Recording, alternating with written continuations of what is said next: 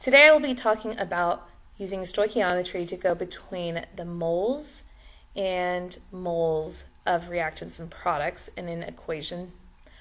Whenever we are going to be doing a stoichiometry problem, we have to have a balanced equation. Quickly, I have magnesium nitride and potassium nitrate producing magnesium nitrate and potassium nitride.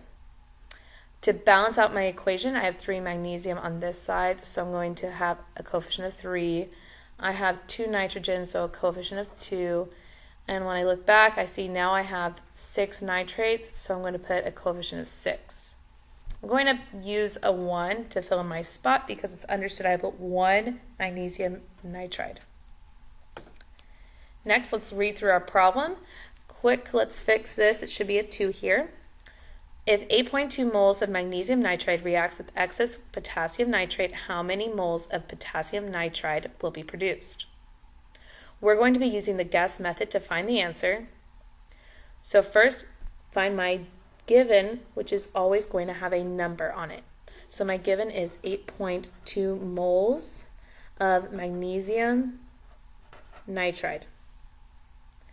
My unknown always follows my question, so how many moles? So moles of potassium nitride is my unknown.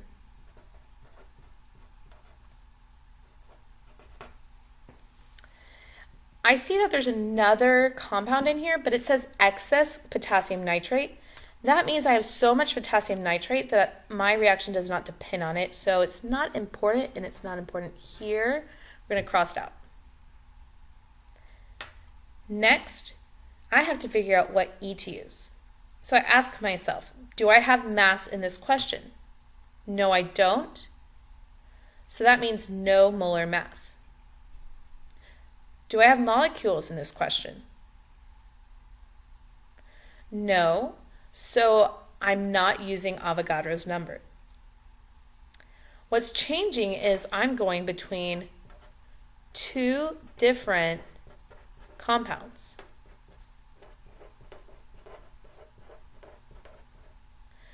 Whenever I'm changing my compound, I'm going to use molar ratio. Molar ratio comes from our coefficients,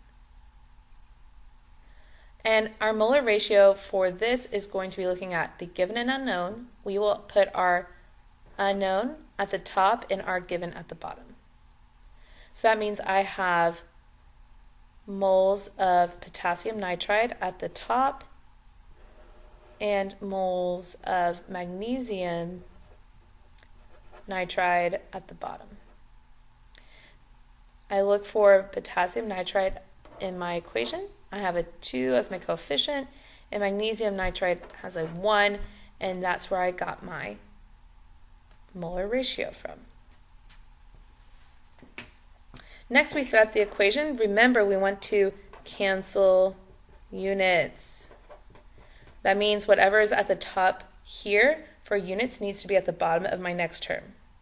So our first term is always going to be the given. So that means it's 8.2 moles of magnesium nitride. I've used magnesium nitride, moles of magnesium nitride, so I'm going to cross off my G because I cannot use it again. To help keep that in mind, I'm going to highlight it so I know used it, can't use it again. You'll use it, you lose it. And that's going to be over a 1. I want to cancel out units, so moles of magnesium nitride will be at the bottom of my next term. My next term is always going to be some form of E. So I go back to my E, I see I have moles of magnesium. I have 1 mole of magnesium nitride for every 2 moles of potassium nitride. I'm going to color that with blue. So I've used my molar ratio, which means I cannot use it again. It's gone. Bye-bye. So we're going to check to see if we have this set up correctly.